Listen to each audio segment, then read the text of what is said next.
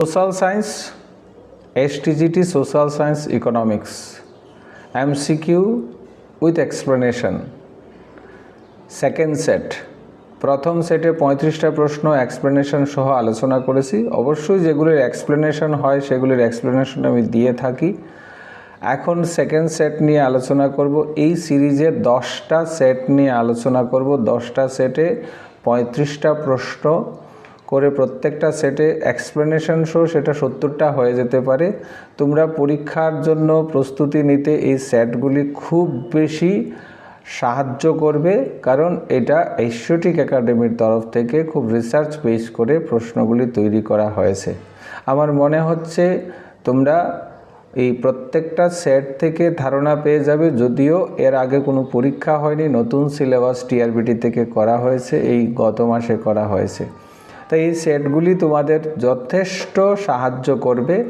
চ্যানেলে গিয়ে প্রত্যেকটা সেট দেখে নেবে। এখন সেকেন্ড সেট নিয়ে আলোচনা করছি, চ্যানেলে প্রথম সেটও পেয়ে যাবে। তাহলে সেকেন্ড সেটে 3টা ইউনিটকে ভাগ করে প্রত্যেকটা ইউনিটের টাইটেল দিয়ে এই প্রশ্নগুলি করা হয়েছে। ইউনিট 1, অর্থনীতির ধারণা ও তথ্য। Economics is a science of scarcity. সংজ্ঞাটি কে দিয়েছেন? Adam Smith, Lionel Robinson, Alfred Marshall, কোনোটাই নয়, লায়নেল রবিনসন দিয়েছেন। রবিনসন অর্থনীতিকে স্কারসিটি, অভাব ও চয়েস, বিকল্প এর বিজ্ঞান হিসাবে সংজ্ঞায়িত করেন। ইনভিজিবল হ্যান্ড তত্ত্ব কার অবদান? মার্শাল, অ্যাডাম স্মিথ, কেইনস, কোনোটাই নয়, অ্যাডাম স্মিথ। বাজারে অদৃশ্য হাত, ব্যক্তিগত স্বার্থ সমষ্টিগত মঙ্গল আনে, তার বক্তব্য ছিল। প্রিন্সিপালস অফ অ্যাফেক্টিভ ডিমান্ড, কোন অর্থনীতিবিদদের অবদান? কেইনস, রবিনসন, তিলক, কোনোটাই নয়, কেইনস। কার্যকর চাহিদার সমষ্টিগত আইন ও কর্মসংস্থান নির্ধারণ করে কেইনস প্রমাণ করেন। এই ব্যাখ্যাগুলিকে খুব ভালো করে নেবে, থিওরি থেকে ব্যাখ্যাগুলি খুব বেশি ইম্পর্ট্যান্ট।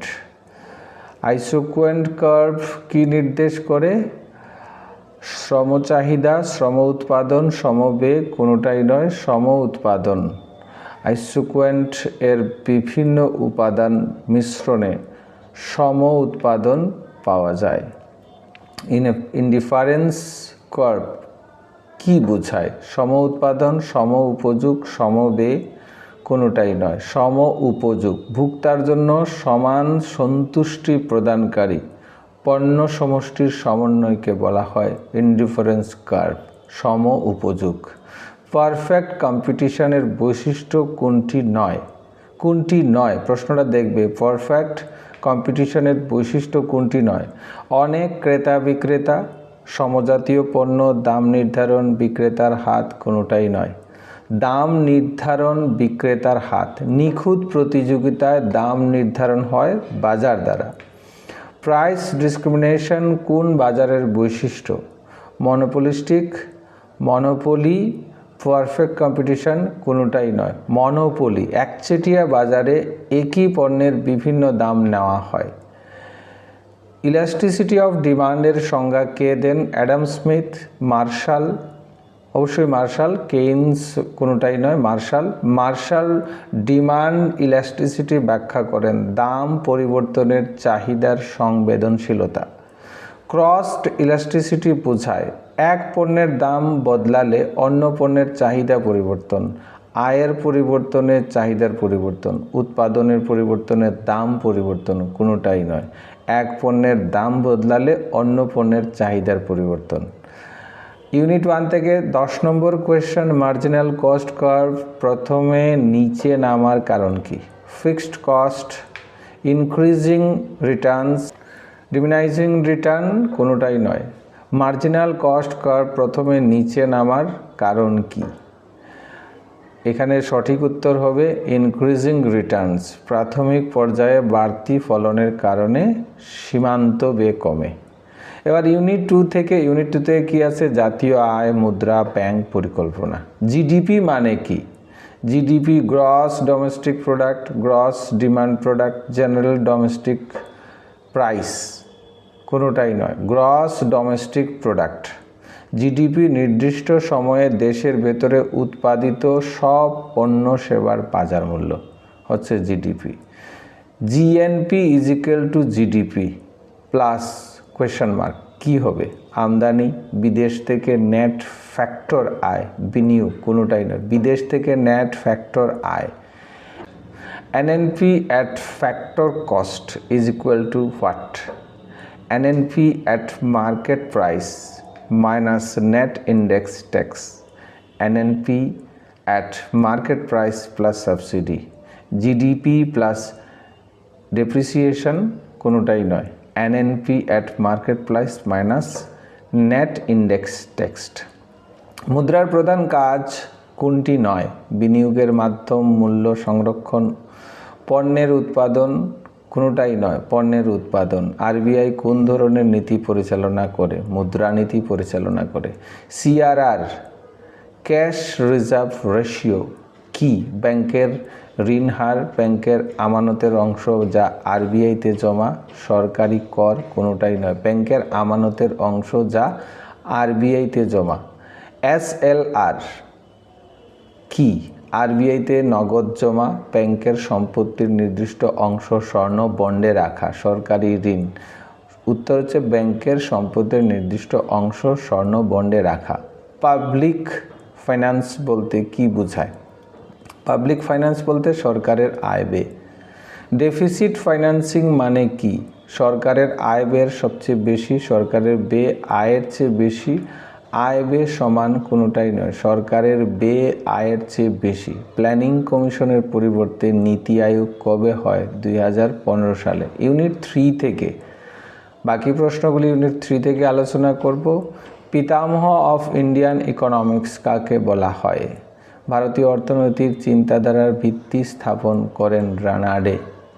তাহলে রানা ডেকে বলা হয়। ড্রেন অফ ওয়েলথ তত্ত্ব কোথায় ব্যাখ্যা করা হয়? Poverty and un-British rule in India, economic history of India, wealth of nation. Poverty and un-British rule in India. ভারতীয় অর্থনীতির প্রধান নির্ভরশীল কিসের উপর? কৃষি, শিল্প, পরিষেবা কোনোটাই নয়, কৃষি। স্বাধীনতার পর প্রথম শিল্পনীতি কবে ঘোষিত হয়? স্বাধীনতার পর 1948 সালে ঘোষিত হয়। 1956 সালে শিল্পনীতির বৈশিষ্ট্য কী ছিল? সবগুলি। মিশ্র অর্থনীতি, রাষ্ট্রায়ত্ত খাতের সম্প্রসারণ, পরিকল্পনার সাথে সামঞ্জস্য, উপরের সবগুলি। সবুজ বিপ্লবের জনক কে? এম.এস. স্বামীনাথন, নরমান বোরলগ, উভয় কোনোটাই নয়। এটা এম.এস. স্বামীনাথন আর নরমান বোরলগ দুজনেই করেছিলেন। অপারেশন ফ্লাড সম্পর্কিত কোন খাতের সাথে? দুগ্ধ উৎপাদন, অপারেশন ফ্লাড। ভারতীয় অর্থনীতির সবচেয়ে বড় অবদানকারী খাত কোনটি? পরিষেবা। এলপিজি লিবারালাইজেশন, প্রাইভেটাইজেশন, গ্লোবালাইজেশন নীতি কবে কার্যকর হয়? 1951 সালে। তখন নরসিংহ রায়ের সরকার ছিল, কংগ্রেসের সরকার ছিল, আর প্রধানমন্ত্রীর অধীনে অর্থমন্ত্রী ছিলেন ডক্টর মনমোহন সিং, যিনি পরবর্তী সময়ে ভারতবর্ষের 10 বছরে শাসন করেছেন। ডক্টর মনমোহন সিং প্রয়াত হয়েছেন, কিন্তু তার অর্থনীতিতে অবদান ভোলার নয়। ডব্লিউটিও এর সদস্যপদ ভারত কবে লাভ করে? 1995 সালে। World Trade Organization. Make in India কর্মসূচি কবে শুরু হয়? 2014 সালে। খুব ভালো করে দেখবে এই প্রশ্নগুলি। স্কিল ইন্ডিয়া কবে শুরু হয়? মানরেগা কবে শুরু হয়?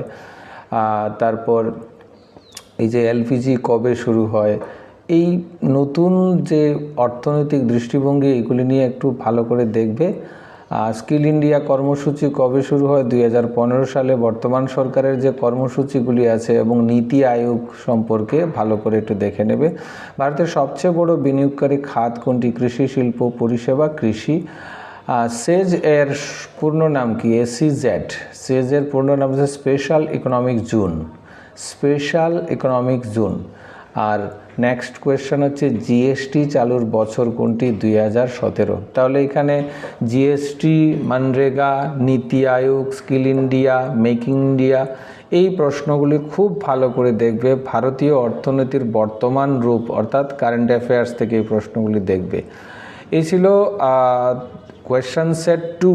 এইভাবে 10টা সেট থাকবে। আর তোমাদের নোটস অ্যান্ড রেফারেন্সের জন্য যোগাযোগ করতে গেলে অবশ্যই তোমরা স্ক্রিনে দেওয়া নাম্বারে যোগাযোগ করবে। দেখা হচ্ছে পরবর্তী সেটে। ততক্ষণ তোমরা সবাই ভালো থাকবে। আর ভিডিওটা ভালো লাগলে অবশ্যই লাইক করবে, শেয়ার করবে। চ্যানেলের অন্যান্য ভিডিওগুলি তোমাদের পরীক্ষা ভিত্তিক, অবশ্যই দেখবে, কমেন্ট করবে, লাইক করবে। আর চ্যানেলে নতুন হলে নিজের ভালোর জন্য অবশ্যই চ্যানেলটাকে সাবস্ক্রাইব করবে। এইভাবে economics, history, political science, geography প্রত্যেকটা থেকে আমি 10টা করে সেট আলোচনা করব। কথা দিলাম পরীক্ষার আগে সবগুলি সেট তোমরা পেয়ে যাবে।